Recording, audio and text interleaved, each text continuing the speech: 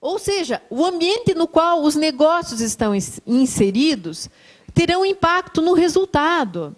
E, evidentemente, terão impacto na eficiência, ou seja, na minimização dos custos, no bom atendimento ao consumidor, no fortalecimento do mercado. No nosso caso, das garrafas, existe liberdade de escolha? Então, eu estou pensando no ambiente institucional, para daí jogar por que houve a representação, que eu acho que ainda não foi julgada ainda, né? A representação não foi julgada, mas por que ela houve? Por quê? Ora, se houvesse um absoluto equilíbrio entre os partícipes, e, por exemplo, todos pudessem moer as garrafas e fabricar outras, num custo razoável, sem levar ao desaparecimento de concorrentes, eu diria, essa representação tem razão de ser. Mas a representação foi apresentada, dentre outros fatores, porque esta liberdade teórica de escolha do empresário, ela é, às vezes, muito inferior ao que a teoria imagina. Por quê? Porque o empresário brasileiro já enfrenta uma grande dificuldade em razão da carga imensa tributária a que ele se sujeita. Essas disparidades levam a que as liberdades de escolha sejam menores. Como eu disse, muitos fabricantes não podem escolher. Então, ficando no mesmo exemplo, ele se vê obrigado a usar a garrafa nova. Por que ele não pode escolher? Porque ele não tem a técnica ou ele não tem o recurso suficiente para moer e fabricar garrafas cada vez que ele precisa trocar o vasilhame. Então, ele não tem uma verdadeira escolha, ele tem uma imposição. E essa imposição pode prejudicar aquele mercado potencial. Eu tenho, o tempo todo, questões de poder. Não há como. Quer dizer, queria dizer para vocês que a economia e o direito estão isentos em relação ao poder econômico, ao poder político, mas não estão. Quer dizer, você sofre a interferência do poder o tempo todo. E, já que é assim, o que a gente não pode é ficar cego a essa influência. E tem que considerá-la.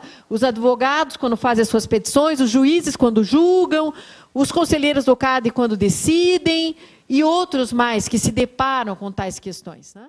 Ora, quando eu tenho uma situação como essa, quer dizer, eu tenho uma empresa que quer mudar uma condição de vasilhame e eu tenho outras que sofrerão impacto. Eu posso pensar na possibilidade da barganha, dos arranjos privados, e dizer assim, pois bem, o fabricante que converse com outro fabricante e cheguem no consenso. A pergunta é, esta conversa é sempre possível? Infelizmente não. Infelizmente não.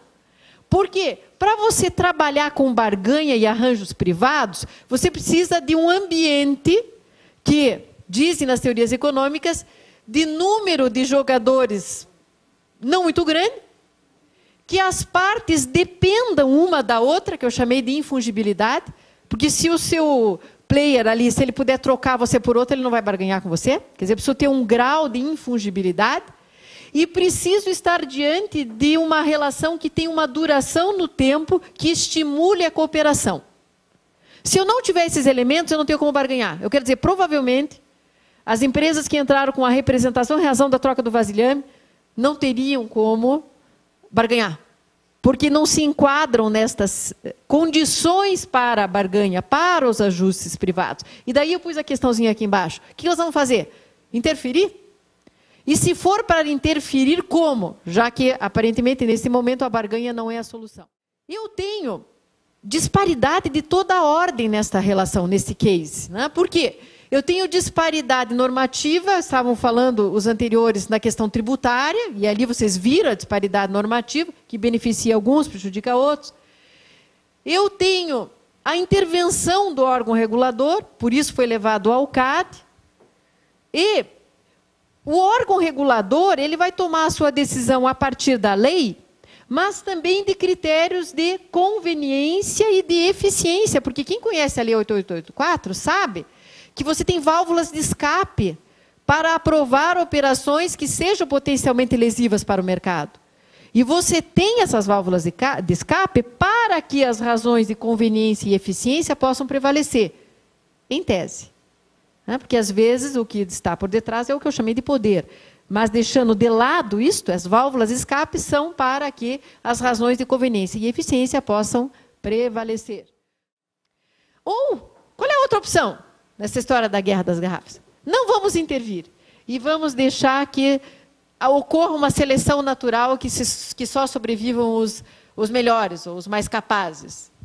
Só que, infelizmente, de novo, aqui, quem vai sobreviver nem sempre será aquele que será o melhor para a sociedade humana.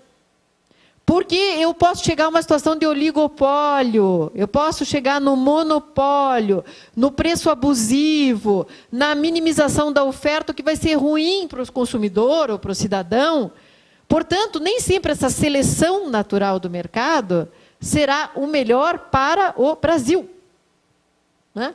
Ou para a região na qual se processa aquele tipo de indústria. Nem sempre será. Portanto, a seleção natural não funciona necessariamente bem nessa estranha estrutura chamada mercado. De toda forma, mercado, este ser esquisito e abstrato, ele não é um alienígena. Ele está num sistema que pressupõe o direito e a interferência do poder. Portanto, o mercado tem imperfeições, porque os equilíbrios que se pensa em relação ao mercado são normalmente equilíbrios teóricos. E são equilíbrios teóricos em razão do aspecto poder, que já comentei, mas também em razão do ambiente institucional no qual o mercado está inserido, que foi o que eu comentei no comecinho da minha conferência, que eu estou terminando já. O mercado, portanto, não é isento. Ele tem a interferência do direito, do poder, e ele sofre o impacto da imperfeição do ambiente no qual está inserido. O que eu quero é deixar a seguinte mensagem para vocês. Quando vai se apreciar uma situação como essa, principalmente nós, né, do direito, a gente pode ficar numa posição totalmente teórica. Mas também os economistas podem ficar numa situação totalmente teórica. E daí trabalhar exclusivamente com norma aplicável, enfim, eu vou ver qual é a norma, é essa que vai prevalecer, não quero saber o efeito. Ou o economista que vai fazer suas projeções, suas fórmulas. Mas eu posso ficar só no teórico. Ou eu posso trabalhar situações conflituosas, como o caso das garrafas, buscando um convencimento a partir de dados econômicos. Dados. Isso é uma coisa que eu tenho trabalhado muito com os meus orientandos, graduação, mestrado, doutorado. Eu digo, vamos trabalhar dados e não apenas o que a norma diz ali, que é tão fácil para nós ler, entender, mas que nem sempre produzem os efeitos que se espera, né?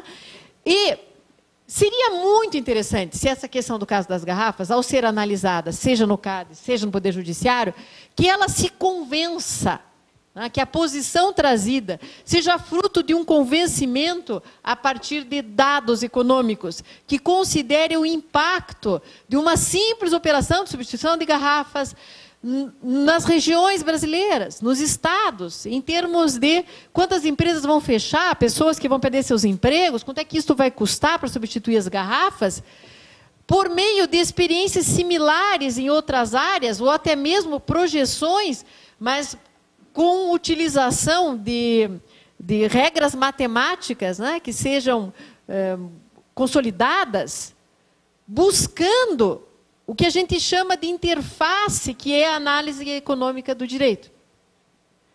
Que é buscar, numa situação de litígio, uma situação crítica, um convencimento que não seja meramente teórico, mas que trabalhe, como eu disse, com dados econômicos que favoreçam a que os julgados apresentados, tanto administrativamente como judicialmente, sejam os melhores para a economia brasileira. Por quê? Para finalizar, agora esse é o último, dentre esses elementos econômicos, quero dar um exemplo para vocês. Eu posso dizer assim, ter uma garrafa maior com um rótulo no vidro, incrustado no vidro, vai trazer perdas. Perdas de fungibilidade, potencialidade de fichamento dos pequenos fabricantes e outros mais. Mas eu também posso ter ganhos. Ganhos como controle da utilização não autorizada, falsificações, e sei lá, que outros argumentos. E eu sei que, nesse caso, já tem pareceres econômicos nos dois sentidos. Quer dizer, eu tenho ganhos e tenho perdas. E são ponderáveis, claro que são ponderáveis.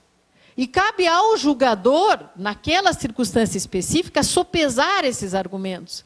E eu vou partir agora de um princípio de boa-fé, né? Tomar a decisão que seja a melhor decisão para o país, para o desenvolvimento regional, local, e não a decisão que expresse unicamente todo o efeito do poder econômico sobre os nossos órgãos decisionais. É esta a mensagem que eu trago, uma mensagem que sugere uma estrutura de análise para a situação, no aguardo que as decisões sejam tomadas pelos órgãos competentes, e eu não faço parte desses órgãos competentes. Muito obrigada.